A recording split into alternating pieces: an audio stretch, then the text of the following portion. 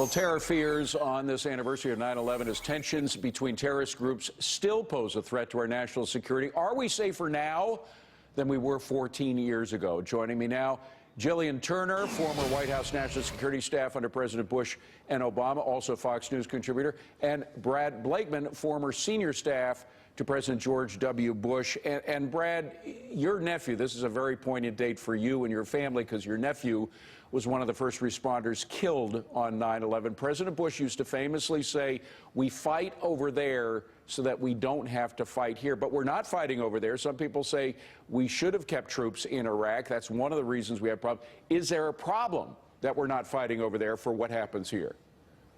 There's a huge problem, and President Bush was right. If we don't take it to them, they will take it to us.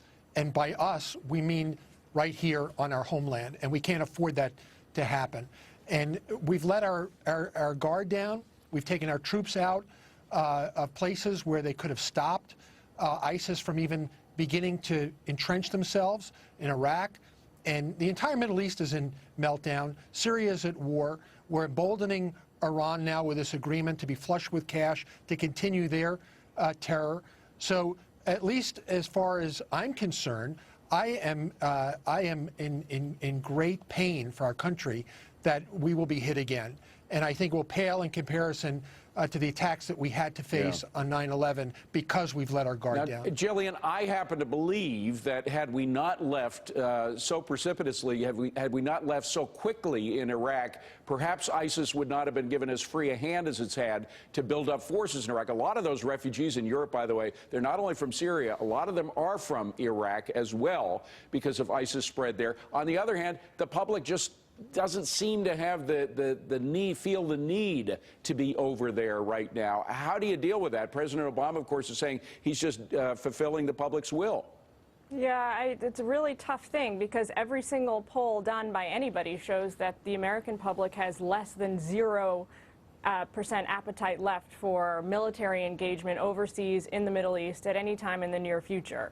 You know, we've been through 14 years of this now. I think the general population is very war weary. But what I also want to just tack on here is that, you know, failure in Syria was one thing, you know, reneging on the red line, but we can't dump the entire refugee crisis into President Obama's lap or into any administration's lap. This is a rolling problem. It is. It's what we're seeing today is really cumulative, and I just want to hedge against oversimplifying. I understand. Right? I understand.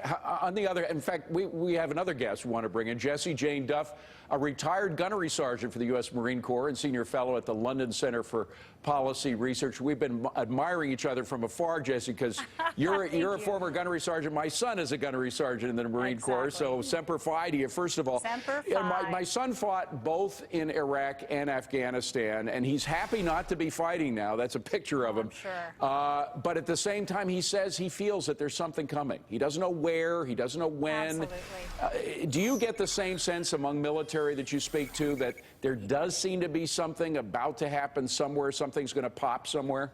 Well, it's not that we even have to sense it. We're quite aware of it every single day because it's no longer just Al-Qaeda with Osama bin Laden.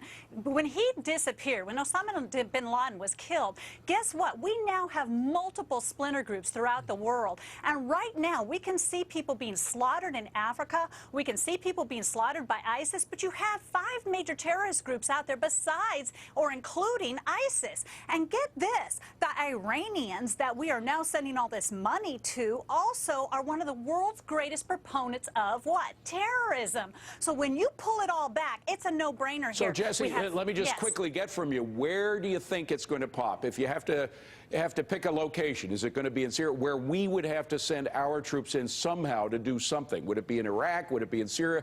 Maybe even in Iran? Yeah. Where?